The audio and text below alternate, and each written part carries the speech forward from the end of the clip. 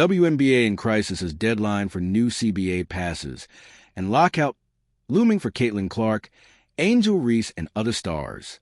The deadline has already been extended multiple times. The WNBA is in crisis as the deadline for a new collective bargaining agreement came and passed. A lockout is looming for the WNBA's biggest stars, including Caitlin Clark and Angel Reese, both 23.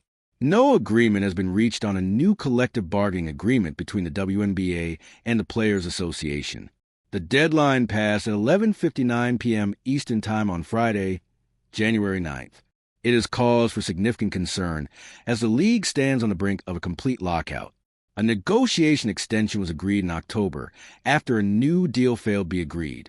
This prolonged the deadline for another month before another extension was agreed in November. But the latest deadline has passed without another extension being agreed. It is understood that both sides will continue to negotiate despite the deadline now expiring. Both the league and the WNBA are also discussing the option of a moratorium. This will halt the initial stages of free agency, according to ESPN. It is becoming an increasingly likely scenario that the WNBA could face a lockout. The biggest stars can now refuse to play when the league does resume.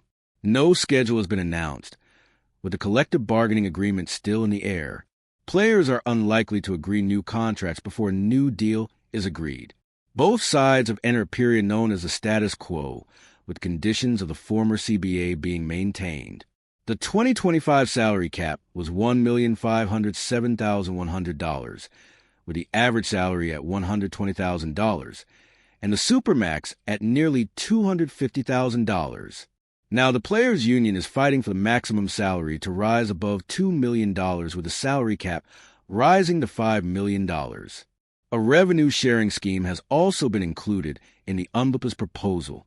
This would see players receiving an average of 70% of net revenue during the agreement's lifetime.